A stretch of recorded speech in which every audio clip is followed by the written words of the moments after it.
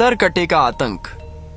एक छोटे से गांव का से जिसका नाम था कतुलिस्तीवा। ये गांव के लोग बहुत खुशहाल जीवन जीते थे, लेकिन फिर एक दिन सब कुछ बदल गया। गांव में रात के समय अजीब घटनाएं होने लगीं। पशु डर कर भागने लगे। धीरे धीरे गांव वालों को महसूस होने लगा कि कोई अनजानी परछाई अब गांव में मंडराने लगी है। एक रात गांव के उत्तर दिशा में बने एक घर से चीख की आवाज आई। लोग दौड़े, लेकिन जब वहां पहुंचे तो वहां केवल एक बच्चे की लाश मिली। उसके चेहरे पर भय की छाप थी, मानो वह मरते समय भी कुछ कहना चाहता हो। धीरे धीरे गांव में फैल गई एक भयानक अफवाह। एक सरकटा आदमी रात को गांव में आता है। वो हर रात किसी घर का दरवाजा खटखटाता है और जो बच्चा बाहर आता है वह फिर कभी नहीं लौटता। लोग इसे अंधविश्वास मानकर नजरअंदाज करने लगे, लेकिन फिर एक और बच्चा मारा गया, फिर एक और। अब यह सिलसिला हर रात का बन गया। हर रात जैसे ही घड़ी 12 बजती, गांव में सन्नाटा फैल जाता। हर घर का दरवाजा बंद कर दिया जाता। ठक ठक ठक ठक कोई जोर जोर से किसी घर का दरवाजा पीटता। उसके बाद बस चीख सुनाई देती और फिर सन्नाटा। सुबह गांव के चौराहे पर एक और मासूम की लाश पड़ी होती। गांव वालों का धैर्य अब टूट चुका था। एक सुबह वे सब मिलकर पास के थाना पहुंचे। उन्होंने इंस्पेक्टर रवि सिंह को सब कुछ बताया। इंस्पेक्टर ने पहले इसे मजाक समझा। अरे भूत वूत कुछ नहीं होते, किसी सिरफिरे कातिल का काम होगा। गांव वालों ने बच्चों की तस्वीरें, घटनाओं का क्रम और सबूत दिखाए। इंस्पेक्टर थोड़ा गंभीर हुआ और कहा, ठीक है, आज रात मैं खुद गाँव में पहरा दूंगा। अगर सच में कुछ है तो सामने आएगा। रात करीब 12:15 पर इंस्पेक्टर रवि गांव पहुंचा। गांव शांत था, मगर आसमान में काले बादल थे। हवा चल रही थी और हर तरफ डर का माहौल। तभी ठक ठक ठक ठक एक कच्चे घर का दरवाजा जोर से पीटा गया। इंस्पेक्टर ने अपनी बंदूक उठाई। अचानक एक परछाई सामने आई। बिना सिर वाला आदमी उसका वह सीधे इंस्पेक्टर की ओर बढ़ा। रुक जा, नहीं तो गोली मार दूंगा। इंस्पेक्टर चिल्लाया। धाएं धाएं। गोलियां चलीं, लेकिन परछाई हवा में गायब हो गई। इंस्पेक्टर को कुछ समझ नहीं आया कि वो कहाँ गया। तभी पीछे से